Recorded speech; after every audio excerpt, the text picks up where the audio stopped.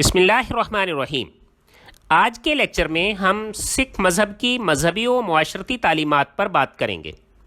ناظرین، گرو گرنتھ صاحب سکھوں کی مقدس مذہبی کتاب ہے جسے 5ویں گرو ارجن دیو نے مرتب کروایا۔ گرو گرنتھ صاحب میں تمام گروؤں کے کلاموں کے علاوہ ان تمام سنتوں کا کلام ہے جسے بابا گرو نانک صاحب نے سیاحت کے دوران جمع کیا۔ ناظرین، سکھوں کے 10ویں گرو گرو گوبند سنگھ نے یہ طے کر دیا تھا کہ اب آئندہ کوئی آدمی سکھوں کا گرو نہیں ہوگا، بلکہ گرو گرنتھ صاحب ہی ان کے لیے ہمیشہ ہمیشہ گرو کا کام کرے گی۔ ناظرین، گرو نانک صاحب نے اپنے روحانی تجربے کا اظہار سب سے پہلے جس شعری انداز میں کیا اسے سکھ اصطلاح میں مول منتر یا بنیادی کلمہ کہتے ہیں۔ مول منتر کو سکھوں کی مذہبی کتاب گرنتھ صاحب کے تمام کلام میں سب سے مقدس سمجھا جاتا ہے۔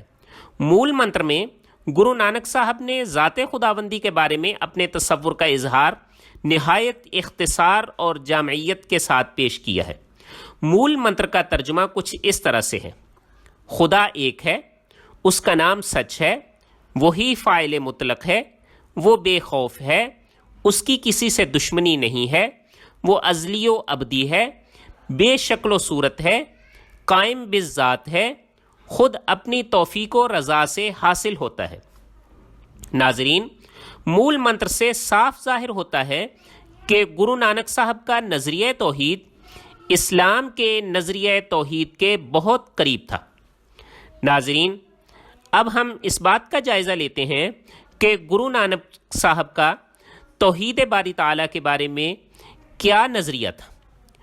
گرو نانک صاحب نے کو یاد کرنے کے لیے مختلف نام استعمال کیے ہیں، جن میں کچھ ہندی اصطلاحات ہیں اور کچھ اسلامی، مثلاً ہری، گوبند، موہن، الکھ، کرنہار وغیرہ ایسے الفاظ ہیں جو ہندوستانی اصطلاحات ہیں، جبکہ کہیں وہ اسلامی اصطلاحات مثلاً اللہ، خدا، رحیم، رب وغیرہ کا استعمال کرتے ہیں۔ بہر صورت ان تمام الفاظ سے ان کی مراد خدا کی ذات واحد ہے۔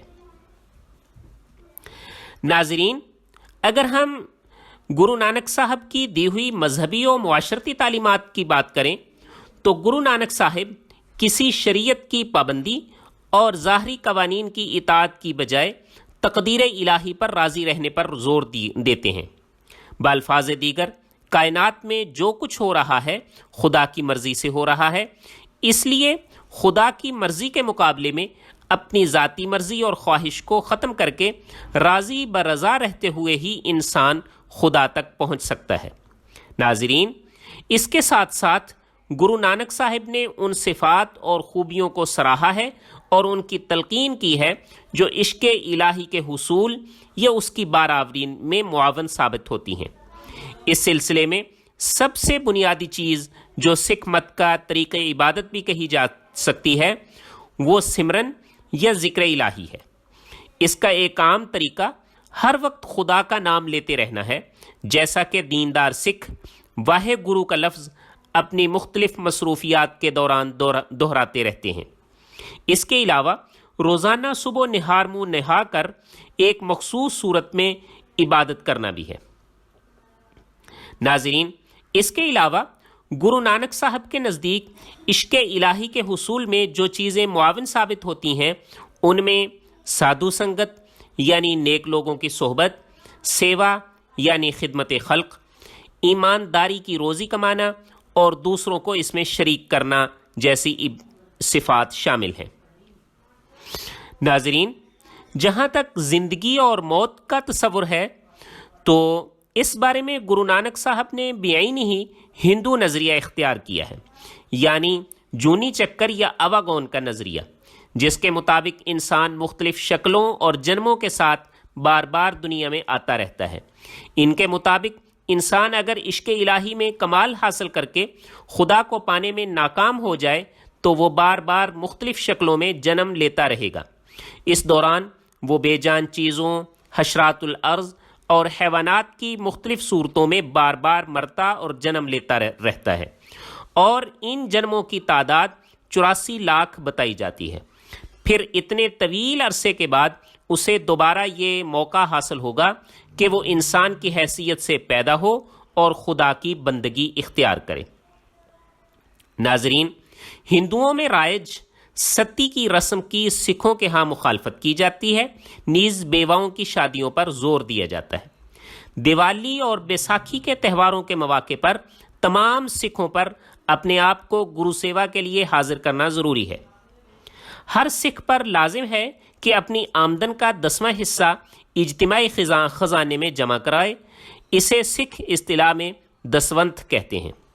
گرو گوبند سنگھ نے سکھوں کا ہندوؤں اور مسلمانوں سے علیحدہ تشخص قائم کرنے کے لیے کچھ مخصوص احکام وضع کیے، جن میں تمباکو نوشی سے مکمل احتراز اور حلال گوشت کی ممانعت ہے۔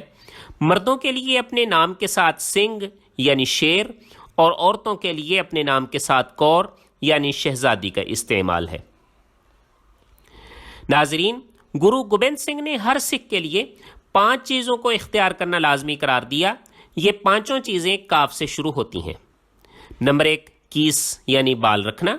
نمبر 2 کنگا یعنی ہر وقت اپنے پاس بال سنوارنے کے لیے کنگا رکھنا۔ کڑا یعنی ہاتھ میں کڑا پہننا۔ کچھا یعنی جانگیا پہننا۔ کرپان ایک چھوٹی تلوار اپنے پاس رکھنا۔ ناظرین، چوتھے گرو رام داس نے گرو نانک صاحب کی زندگی سے وابستہ ایک مقام کو، جہاں پانی کا ایک قدرتی چشمہ تھا، اکبر بادشاہ سے حاصل کر کے وہاں ایک شہر کی بنیاد رکھی اور اس چشمہ کو ایک بڑے تالاب کی شکل میں بنوایا۔ یہ تالاب امرتسر یعنی چشمہ آب حیات کے نام سے مشہور ہوا اور شہر کا نام بھی یہی پڑ گیا۔ بعد کے سکھ گروؤں نے اس شہر کو اپنا مستقر بنایا اور دہلی سے کابل جانے والی شاہراہ پر واقع ہونے کی وجہ سے اس شہر نے تجارتی اور مذہبی دونوں لحاظ سے بہت ترقی کی۔ 5ویں گرو ارجن دیو نے امرتسر کے تالاب میں سکھوں کی ایک مرکزی عبادت گاہ ہری مندر تعمیر کروا کے سکھوں کو ایک مرکز فراہم کر دیا۔ یہ جگہ سکھوں میں دربار صاحب کے نام سے یاد کی جاتی ہے۔